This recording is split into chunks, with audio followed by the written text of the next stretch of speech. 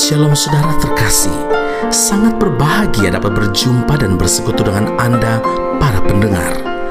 Yesaya 43 ayat yang ke-25, Akulah dia yang menghapus dosa pemberontakanmu, oleh karena aku sendiri dan aku tidak mengingat-ingat dosamu. Saudara yang terkasih, setiap orang pasti memiliki masa lalu dalam hidupnya. Masa lalu yang baik dan juga masa lalu yang buruk. Masa lalu yang buruk terkadang sulit sekali kita lupakan dan terus menghantui setiap langkah hidup kita. Tapi firman Allah yang baru saja saya bacakan meyakinkan kita bahwa kita tidak perlu lagi mengingat-ingat dosa dan pelanggaran kita di masa silam. Mengapa? Roma 5 ayat 8, Kristus telah mati untuk kita ketika kita masih berdosa. Jadi, jika kita telah mengakui dosa-dosa kita di hadapan Tuhan dan bertobat, maka Tuhan akan mengampuni dosa-dosa kita. Karena itu, janganlah mengingat-ingatnya lagi. Yesaya 1 ayat 18, sekalipun dosamu merah seperti kermisi, akan menjadi putih seperti salju. Sekalipun berwarna merah seperti kain kesumba, akan menjadi putih seperti bulu domba. Saudaraku, bila kita terus mengingat-ingat dosa masa lalu, maka iblis akan bersuka cita, karena pekerjaan iblis adalah mendakwa kita, mengungkit-ungkit dosa dan pelanggaran kita, sehingga kita pun akan dihantui oleh rasa bersalah dan juga merasa tertuduh. Sesungguhnya, siapa yang ada di dalam Kristus, ia adalah ciptaan baru. Yang lama sudah berlalu, sesungguhnya yang baru sudah datang. 2 Korintus 5 ayat yang ke-17. Hal lain yang harus kita lupakan adalah kegagalan masa lalu. Sebab jika kita terpaku dan terus meratapi kegagalan itu, maka kita tidak akan pernah dapat maju, saudara. Kita stagnan saja, dan itu hanya akan menjadi penghalang kita untuk menggapai, untuk meraih masa depan.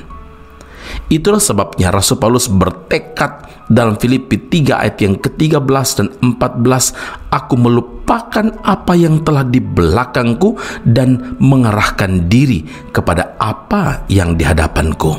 Saudara, kita tahu bahwa rancangan Tuhan bagi kita adalah rancangan damai sejahtera dan bukan rancangan kecelakaan, untuk memberikan kepada kita hari depan yang penuh harapan. Dan sebagai anak-anak Tuhan, kita lebih dari pemenang. Maka yakinlah bahwa dalam segala perkara Tuhan kita turut bekerja, asalkan kita menyerahkan semua beban persoalan hidup kita kepada Tuhan. Amin. Mari kita berdoa.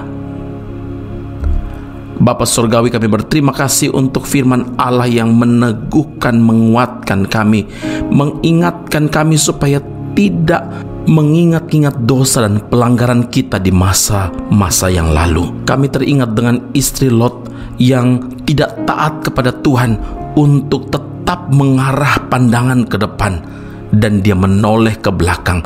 Dia melihat kepada hal-hal duniawi, mengingat-ingat masa lalu, dan akhirnya dia gagal. Dia menjadi tiang garam.